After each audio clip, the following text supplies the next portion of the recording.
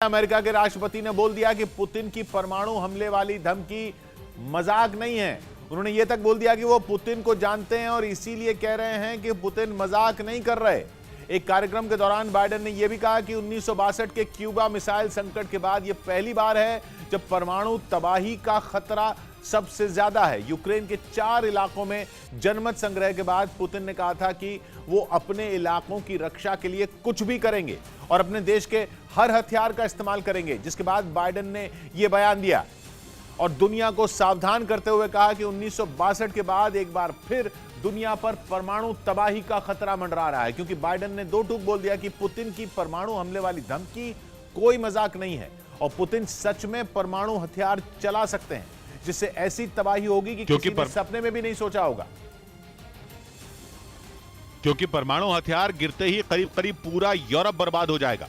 Ukraine जंग में वैसे ही बहुत बर्बादी हो चुकी है, हजारों लोगों की जान जा चुकी है, लेकिन जंग जारी है। पुतिन की सेना यूक्रेन के हर इलाके में तांडव कर रही है और इसी बीच यूक्रेन के 4 इलाकों खेरसोन, डोनेस्क, लुहांस्क और जापोरिजिया में पुतिन ने जनमत संग्रह करवा दिया और 30 सितंबर को इनके रूस में विलय का ऐलान कर दिया। लेकिन पुतिन के इस कदम से ज्यादा उनकी एक धमकी ने दुनिया को डरा दिया, क्योंकि पुतिन ने कहा था कि अपने इलाकों की रक्षा के लिए वो रूस के हथियारों का विशाल भंडार युद्ध में झोंक देंगे। मतलब ये कि पुतिन ने दुनिया को परमाणु हथियारों के इस्तेमाल की धमकी दी थी, जिसके बाद रूस और अमेरिका के बीच लगातार तनातनी जारी है। लेकिन इस बार बाइडेन ने जो कहा उसे सुनकर लगता है कि वो पुतिन की धमकी से डर गए हैं, क्योंकि एक कार्यक्रम में बाइडेन ने बोला कि वो पुतिन को अच्छी तरह जानते हैं और पुतिन जब परमाणु हथियारों या जैविक हथियारों के इस्तेमाल की बात करते हैं तब वो मजाक नहीं कर रहे होते। मतलब पुतिन की हर धमकी बाइडेन को सच्ची लग रही है, या यूं कहें कि उन्हें डरा रही है, वरना अपने जानी दुश्मन की बातों को नकारने के बजाय वो उसे सही नहीं बताते। यही नहीं, पुतिन की परमाणु तबाही की धमकी बाइडेन को 1962 का क्यूबा मिसाइल संकट याद दिला रही है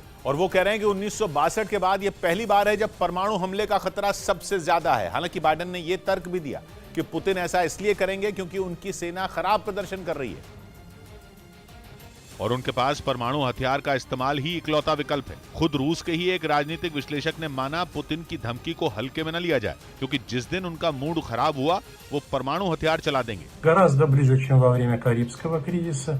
Причина коренится в президенте Российской Федерации. रूस के इस जानकार ने भी दुनिया को 1962 का क्यूबा मिसाइल संकट याद दिलाया।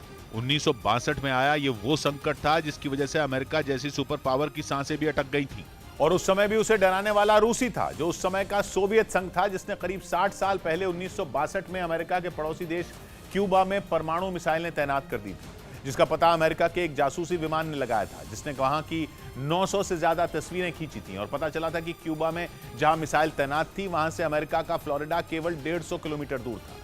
जिसके बाद अमेरिकी राष्ट्रपति को सोवियत संघ के पास बातचीत के लिए प्रस्ताव भेजना पड़ा था और संकट जैसे तैसे टला था। क्यूबा एक छोटा सा देश है जिसकी अमेरिका के साथ पुरानी दुश्मनी है, जिसका सोवियत संघ ने फायदा उठाया था, क्योंकि अमेरिका ने 1958 में ब्रिटेन में और 1961 में तुर्की और इटली में 100 से ज्यादा परमाणु मिसाइलों को तैनात कर दिया था।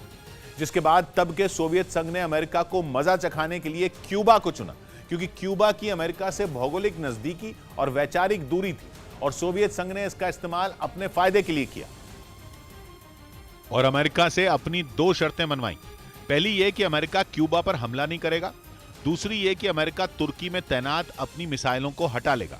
और पुतिन की बातों से डरे डरे लग रहे बाइडेन ने एक बार फिर वही समय याद किया और यह तक बोल दिया कि क्यूबा मिसाइल संकट के बाद यह पहली बार है जब परमाणु तबाही का खतरा सबसे ज्यादा है। साफ है कि बाइडेन अमेरिका के साथ साथ पूरी दुनिया को सावधान कर रहे हैं और खुद ये जता रहे हैं कि पुतिन जो कहते हैं वो करते हैं। वैसे यूक्रेन पर हमला करके पुतिन ने ये बात साबित भी कर दी है, इसलिए उनकी परमाणु हमले की धमकी से अमेरिका जैसी महाशक्ति भी खतरे में है। और ये बात यूक्रेन के राष्ट्रपति ने भी मानी और अमेरिका समेत सभी नेटो देशों को सलाह दी कि रूस ने पहले उन्हें ही उस पर हमला कर देना चाहिए था। जेलेंस्की की ये नसीहत सुनकर रूस भड़क गया और 2 टूक बोल दिया कि जेलेंस्की की सलाह तीसरे विश्व युद्ध को न्योता है, क्योंकि पुतिन की परमाणु धमकी को जेलेंस्की ने ऐसे इस्तेमाल किया जैसे वो रूस और नेटो की दुश्मनी की आग में घी डाल रहे हैं। क्योंकि जेलेंस्की ने अमेरिका और नेटो देशों को सलाह दी कि रूस परमाणु हमला करे उससे पहले ही नेटो को रूस पर हमला कर देना चाहिए, जिससे भड़के रूस ने जेलेंस्की के बयान को तीसरे विश्व युद्ध का न्योता बता दिया। यानी नेटो का सदस्य बनने को बेताब जेलेंस्की अभी से उसे अपनी और रूस की लड़ाई में घसीटना चाहते हैं, जबकि बाइडेन पहले दिन से इससे बच रहे हैं। वो यूक्रेन को हथियार तो दे रहे हैं, लेकिन अपनी सेना नहीं। लेकिन जिस तरह से पुतिन की धमकी और जेलेंस्की की सलाह उन्हें मिली है, उससे लगता है कि अमेरिका फंस गया है। वो रूस से खुलकर लड़ना नहीं चाहता, लेकिन अगर पुतिन ने परमाणु हथियार चला दिया तो उसे मैदान में उतरना होगा, जिसके बाद होगा तीसरा विश्व युद्ध, जिसका अंदाजा अमेरिका को बहुत अच्छी तरह है। इसलिए वो भी चुपके चुपके पूरी तैयारी करने में लगा है। उसने हाइपरसोनिक यानी आवाज की रफ्तार से 5 गुना तेज उड़ने वाले एक रॉकेट इंजन के टेस्ट का दावा किया है। हालांकि ये टेस्ट अगस्त में किया गया था, लेकिन इसकी जानकारी अमेरिका ने अब जाकर दी। इस हथियार को बनाने के लिए नेटो का दूसरा सदस्य नॉर्वे भी अमेरिका का साथ दे रहा है, जिसका असली नाम है थॉर ER यानी tactical high speed offensive ramjet for extended range. Thor ER program के तहत अमेरिका एक सॉलिड फ्यूल रैमजेट व्हीकल बनाने पर काम कर रहा है, जिसकी रेंज भी ज्यादा होगी और स्पीड भी हाइपरसोनिक होगी। लेकिन इसके बावजूद वो महंगा नहीं बल्कि किफायती होगा। अमेरिका का ये सफल टेस्ट उसके लिए बहुत बड़ा मील का पत्थर है, क्योंकि हाइपरसोनिक हथियारों की रेस में वो रूस और चीन जैसे अपने दुश्मनों से काफी पीछे है। चीन धड़ाधड़ अपने हाइपरसोनिक हथियारों को टेस्ट कर रहा है और रूस तो अपने हाइपरसोनिक हथियार यूक्रेन पर दाग भी रहा है। वहीं अमेरिका के पास अब तक ऐसा कोई हाइपरसोनिक हथियार तैयार नहीं है जिससे वो हमला कर सके। अभी वो हाइपरसोनिक हथियारों की रिसर्च और डेवलपमेंट के काम में ही लगा है।